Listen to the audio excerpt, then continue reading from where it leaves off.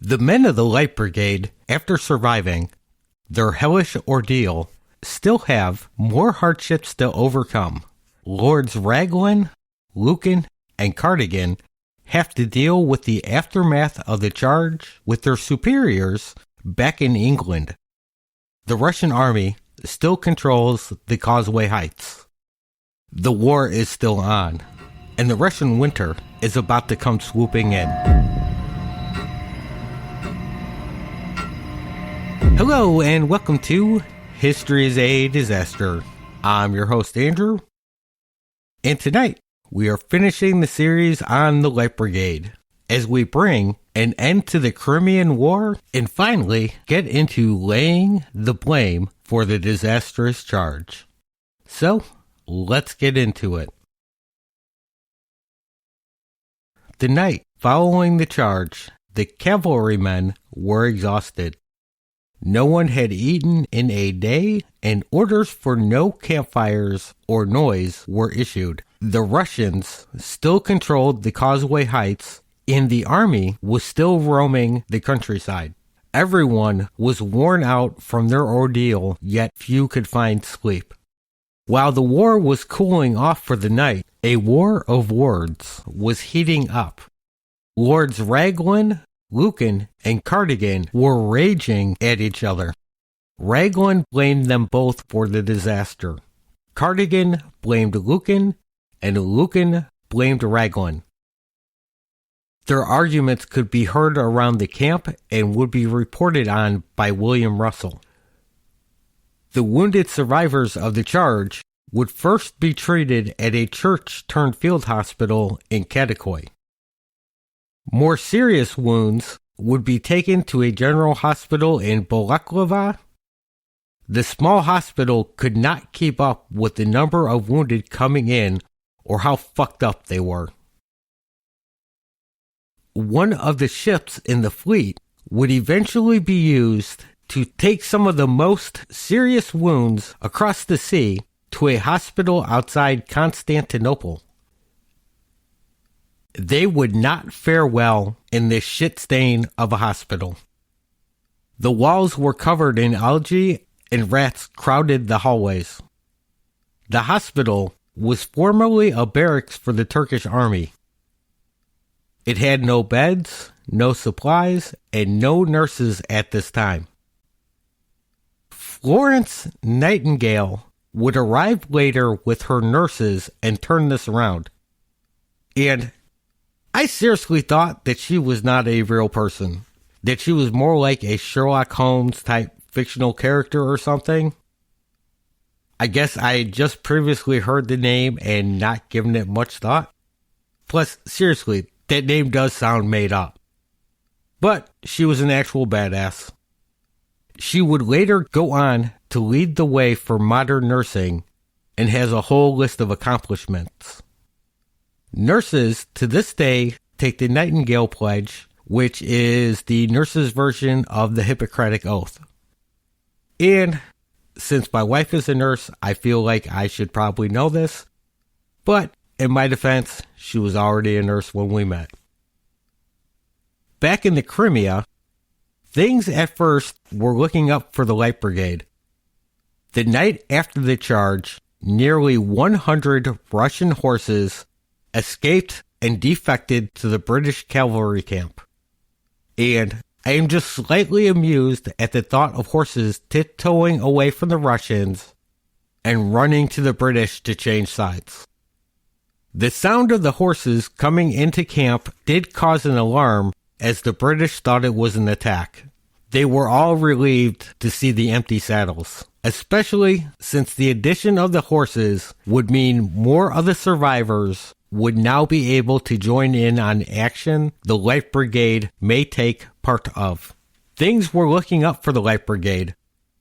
Then, Raglan had to come shit all over it. There was a belief among the French that since the Russian attack on Balaclava failed, that the next attack would be against Allied positions on the heights overlooking Sevastopol. The French were concerned because they were vulnerable to an attack here and requested the Light Brigade be moved to their left on the heights to protect against the Russians. Cardigan would be the first to point out the major issues facing the brigade with this move. They would be in a position over 7 miles from Balaclava, and with winter coming, if the road was cut off or no longer passable, they would be unable to get supplies from there, and the horses would eventually starve and die. Raglan did not give two shits and ordered them to go. The next day, the brigade moved to their new position between the French and where they believed the Russian attack would come from. This new camp was absolute shit. It was exposed to the bitter wind that swept across the peninsula, and snow would start to fall within 2 days of them making camp. The only protection they had from the wind was their personal tents. Well, that's what the men had. Lord Cardigan was still sleeping and eating on his yacht in the harbor and traveling back up to the brigade in the morning. All the forage for the horses arrived by ship at Balaclava. A train of horses was selected from those still fit enough to make the 14-mile trip, were sent to the harbor to get the small supply of barley and hay and bring it back to camp on the heights. The road and the horses' health got worse and worse every day. Winter and the lack of supplies were going to take a toll worse than the Russian army could on the brigade. Raglan ignored the complaints and did not expect things to get worse and that Sevastopol would fall before the new year began. Then, November 5th happened. At 5 a.m. that morning, a force of nearly 60,000 Russians attacked uphill. The British infantry on the heights were badly outnumbered. They took heavy casualties as they fell back. Reinforcements would eventually be brought up. The Light Brigade, having been severely weakened, could play no part in this massive infantry battle, but were still ordered to stand ready behind the front lines. Lord Paget had taken command of the brigade since the noble yachtsman was still out on the harbor. He ordered the regiments to form up out of sight of the Russian artillery. Despite this, the Russians still managed to drop cannonballs over the hill right into the Light Brigade. They would take casualties before Cardigan arrived and ordered the brigade back and out of range of the cannon fire. By 1 p.m. that afternoon, the Russians were finally pushed back, but the damage was done. The casualties they inflicted were high enough that Raglan no longer believed they could take Sevastopol with the men he had left. The siege would have to continue through the winter. So far, the road to Balaclava remained open, and they were making use of the Russian horses who had defected to make the journey back and forth for supplies. They were more fit for this than their own horses. However, during the attack, the artillery had lost a lot of theirs that they used to transport ammo up to the heights. The cavalry was ordered to give up the Russian horses to the artillery. They would just have to make do with what they had. And these horses were suffering terribly.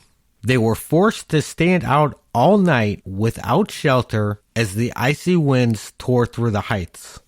The cold was taking its toll on the men too.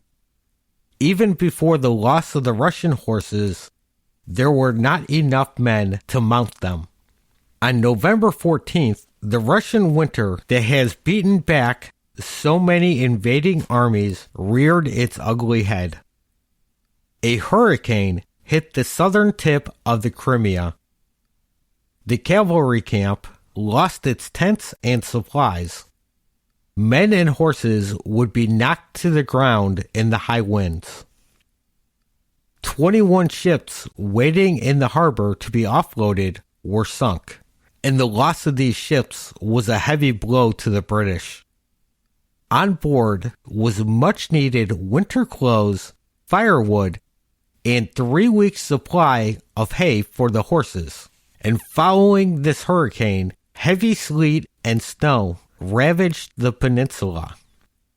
The camp turned into a swamp of mud and slush. Walking became difficult, and everything became covered in mud. The men were always freezing and living on meager rations of biscuit and salt pork. It would not be long before the firewood was gone, so they had no fire to keep warm or brew tea. And you know that pissed off the British. The horses were cut down to 3 pounds of barley per day after the loss of all that hay in the harbor. And this tiny portion would be reduced further. They were already severely underfed as it is. Now they were facing starvation. It got to the point, without any hay, they were eating their own tails off, and many were starting to lose their manes. Towards the end of November, more supplies had made it to Balaclava. However, the constant rain and snow had seriously fucked up the road, and there was very few horses that could even make the trek there and back with half a load. Horses were down to only 2 handfuls of barley a day, and there was no hay to be had. The men were constantly wet from the rain, and the mud was up to their ankles. The horses had it worse, with the mud covering their knees. More and more horses died every day. Lucan had put out an order that no horse was to be killed unless it had a broken leg or glanders. Horses that collapsed on the road between the camp and Balaclava were left where they fell. They died horribly as the wild dogs in the area tore into them. Any that died in camp were no better off. The ground was frozen, so no graves could be dug. The starved horses, still standing, would eat almost anything. When one horse fell dead, any near it would chew the hair off its skin. They would eat the saddlery, the ropes, the blankets, and wooden pegs the dead horse carried. The men had to be careful around them too.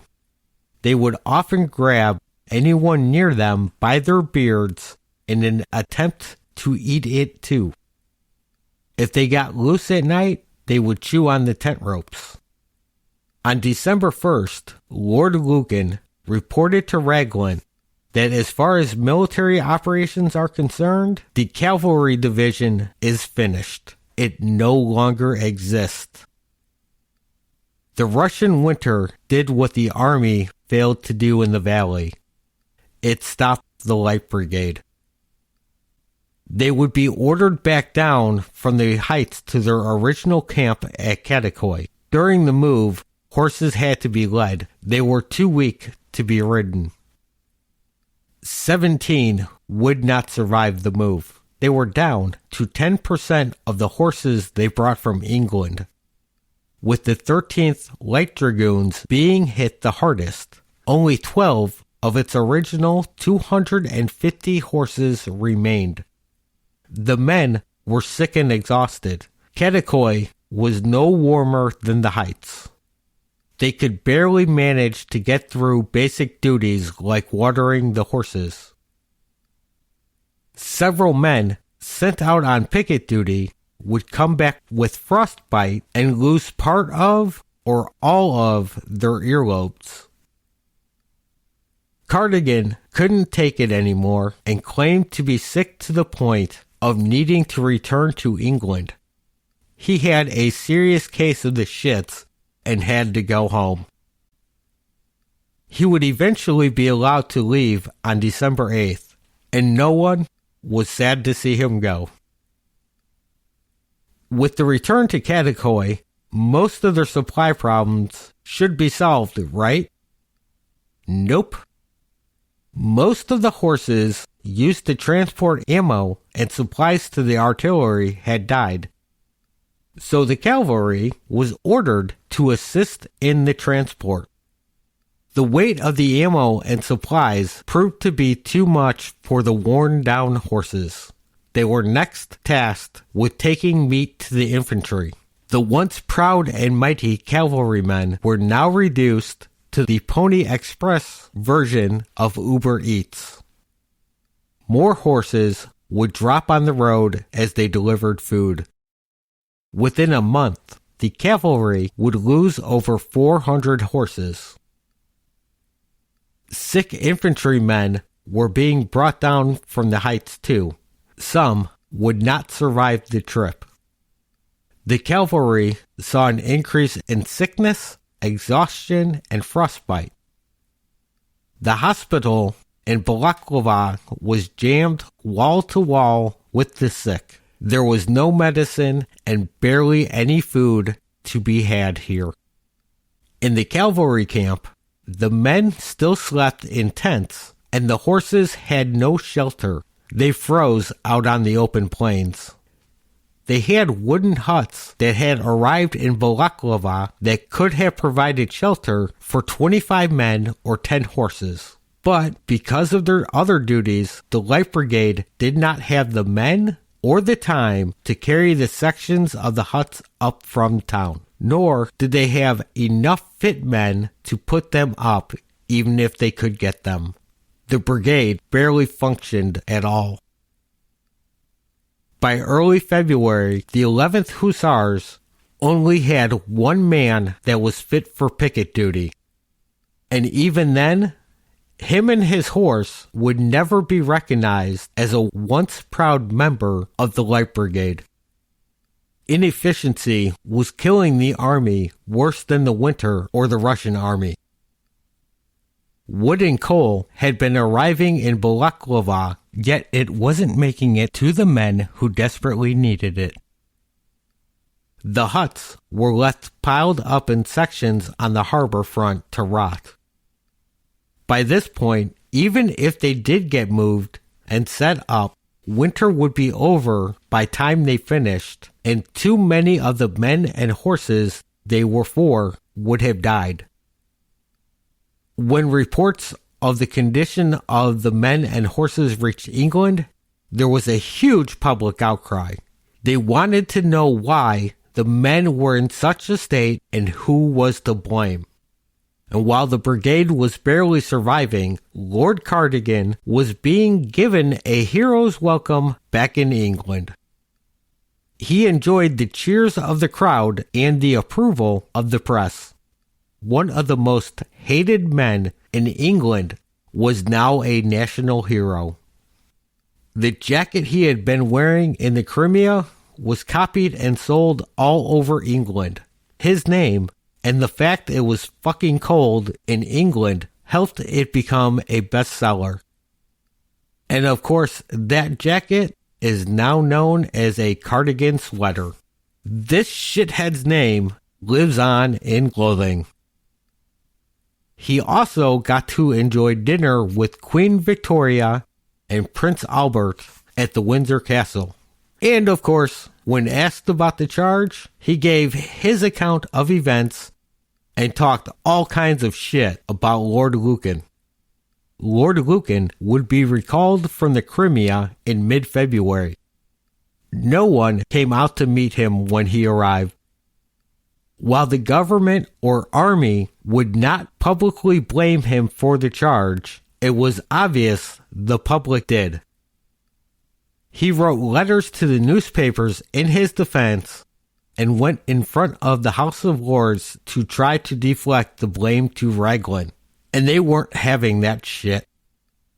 They would basically call him a fucking idiot and a coward for not leading the Light Brigade and instead following behind with the Heavy Brigade. And the man who called him all this? Anthony Bacon. Not only a man with a good name, because I mean, come on, who doesn't like bacon? but a man who was previously the next in line to take command of the 17th Lancers when shithead Lucan swooped in and bought the command out from under him. He waited a long time to get his revenge, but he got it in the end. If Lucan could be hated any more than he already was publicly, he was getting there. He used the exact same arguments that Cardigan had to defend himself, but Cardigan was considered a hero for leading the charge, and Lucan was a coward for not only not leading the charge, but retreating. Back in Russia, the 58 cavalrymen that had been taken prisoner during the charge were being held in the town of Voronezh, and they were the lucky ones out of the brigade. They stayed in a large house specifically furnished for them. They were not locked up.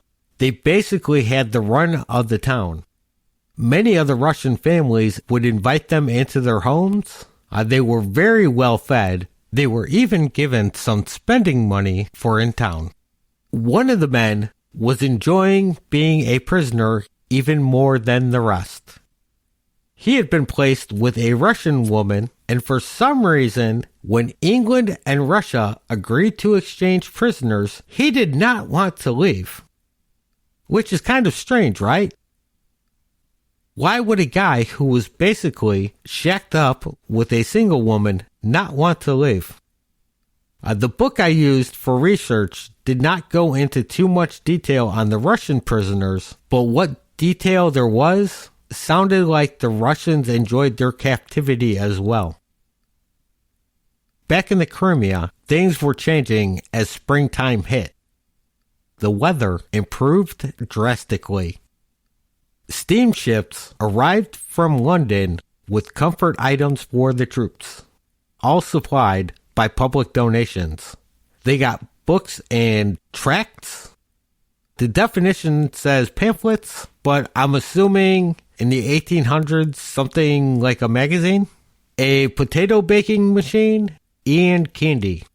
Flannel shirts and leather boots, along with canned food, were very popular among the men. But by far, the whiskey was the most popular. A number of huts would finally be brought up to the cavalry camp to accommodate the remaining members and their horses, and a small railway was set up. Supplies could be brought up to Katakoy within an hour of being unloaded from the ships. Fresh meat and fruit would also be brought in. It would not take long before their health recovered enough for them to be playing football outside the camp. And not much longer after that, they held horse races, presumably using the fresh horses that were being brought in. Highly doubtful the horses that survived the winter would have recovered enough for this. In April, 2 cavalry regiments would arrive from India to reinforce the Light Brigade, the 10th Hussars and 12th Lancers. In May, more recruits arrived from England for the 4th Light Dragoons, 8th Hussars, and 17th Lancers. The Light Brigade was back. On May 25th, the British infantry reclaimed the Causeway Heights and surrounding areas from the Russians. June 18th, the infantry would storm Sevastopol. They would take heavy losses as the Russians pushed them back. Lord Raglan would die from cholera 11 days later. Friends and a biographer would say he died of a broken heart after failing to take the city. General James Simpson would take over command.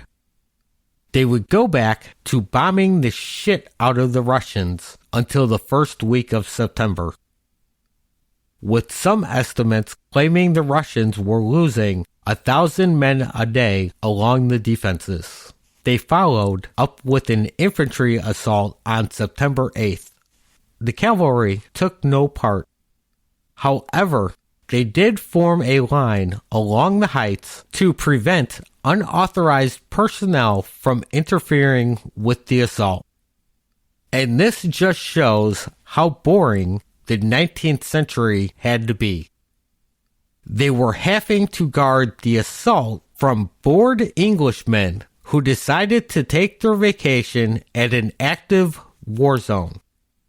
What the fuck? Beaches and tropical destinations are too boring. Let's go to a war zone. Yeah, okay. On the plus side, this would allow the brigade to be eligible for the Sevastopol clasp on their Crimea campaign medals. This attack also failed to take the city. However, the Russians decided they could not hold out much longer and left the city that night. The British and French would claim the city, ending the siege. All that was left was destroying the navy buildings and sinking the Black Sea Fleet in the harbor. Oh, and looting. Plundering the city. They grabbed whatever they could. Tables, chairs, clothing, everything. By November, the order to move into winter quarters came in. They were ordered to Izmir in Turkey. And since the campaign had not officially ended and plans for new operations against the Russians come spring of 1856, the brigade fully expected to be back. Back in England, the report on who was to blame for the supply problems in the Crimea was being presented to Parliament. They found that the commissariat, the group responsible for gathering supplies, was to blame. Two individuals would be singled out for most of the blame. James Filder, the Commissary General in the Crimea, and Sir Charles Trevelyan, the Purveyor-in-Chief based in London. Filder had a stick up his ass about regulations. He refused to issue wood for campfires because the regulations state troops on campaign forage for their own firewood. This despite the fact that there was no trees on the plains of the Crimean Peninsula. He could not be persuaded to act accordingly, and when he did actually allow something, Trevelyan failed to meet the demands. 2,000 tons of hay had been requested in September of 1854, and it would take 7 reminders of the request for the hay to arrive in May of 1855. A little too late for all the horses that had died of starvation. The report would also go on to blame Cardigan and Lucan. 932 horses had died of sickness or exhaustion between October of 1854 and March of 1855. They blamed them for not coming up with some sort of temporary shelter for the horses. The newspaper, The Times, would tear these two apart in the press, and public opinion for them plummeted. In March of 1856, England and France would sign peace agreements with Russia. Russia agreed to keep its warships out of the Mediterranean, and England would return Sevastopol and Balaclava back to the Russians. The war was over, and in April, the Light Brigade was finally able to go home. Okay, so now the war is over. And let's clear a few things up. First, I want to mention the poem by Alfred Lord Tennyson.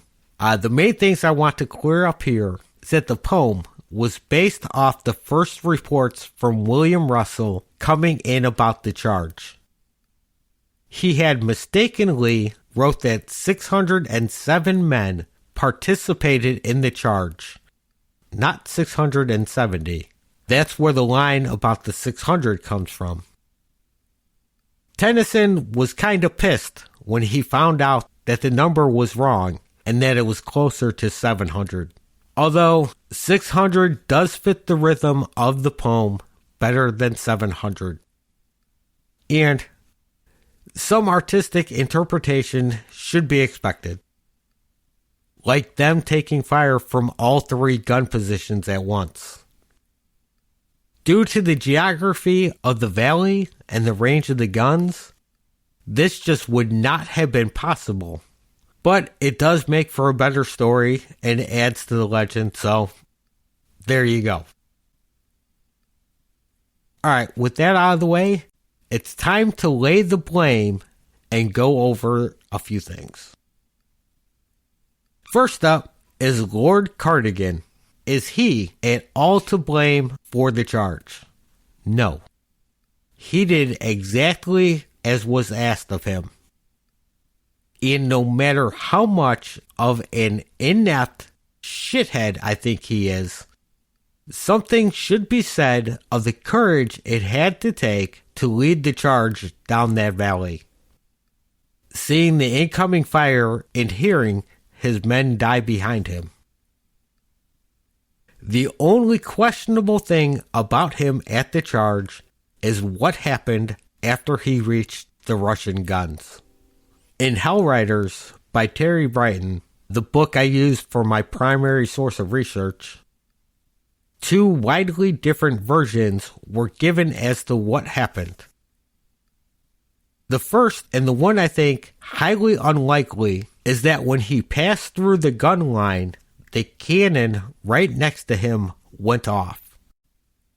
This caused his horse to spook and got confused. The horse turned and ran, and either he turned coward and took off back to the British lines, or by the time he got his horse back under control, he was halfway back up the valley. Again, my opinion, highly unlikely. I just don't buy the man who led the charge that far, turning coward and running when possible victory was so close. The second version was his own account of the event. Once he cleared the gun line, he rushed through the smoke and came face to face with the Russians and had to fight his way free as lancers tried to surround him.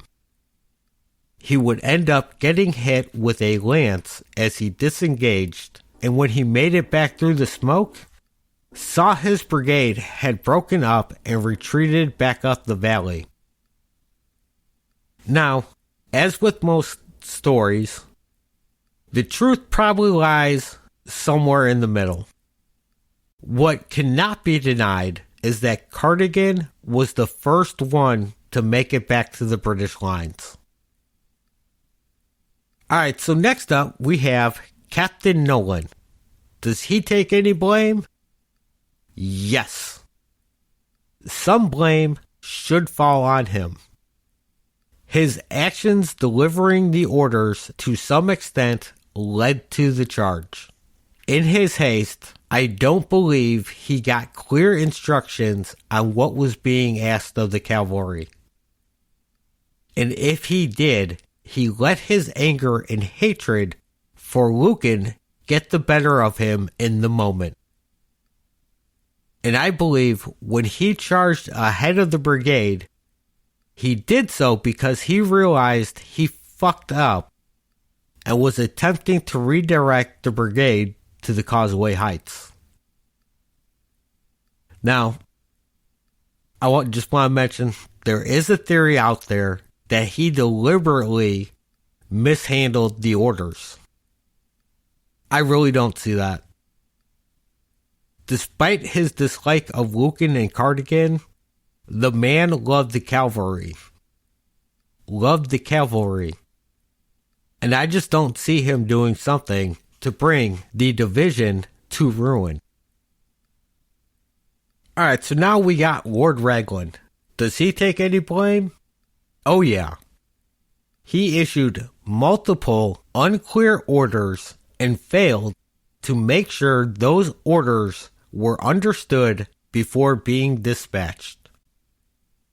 He was a 65-year-old general who for the previous 30 years served in an admin position. He let his ego and thoughts of his own legacy lead him to issue hasty orders based on what could not have been more than a guess as to what was happening on the causeway. And finally, Lord Lucan. How much blame does he have? A ton of it. As the division commander, he could and should have asked for further clarification on the orders. He would have been well within his rights as a commander to get further answers from Nolan.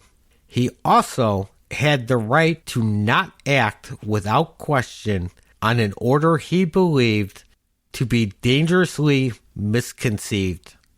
He was in the best position to question and correct what was going on. But this shithead was too inept to do so. And again, this is just my personal opinion. The book Hellriders goes into further details on who to blame and whatnot. And I did use some of that as I formed my opinion on what happened. I really did not want to get bogged down in all the different theories and whatnot that are out there. Historians have been debating this shit for the last 70 some odd years. And that was the charge of the Light Brigade. Thanks for listening, and if you enjoyed the show, please consider leaving a rating or a review on your app of choice. Or you can always reach out with questions or comments by email or social media. Links for those are in the show notes. Or share the episode. And as always, remember, sharing is caring, and if there was more caring in the world, maybe history wouldn't be a disaster. Thanks and goodbye.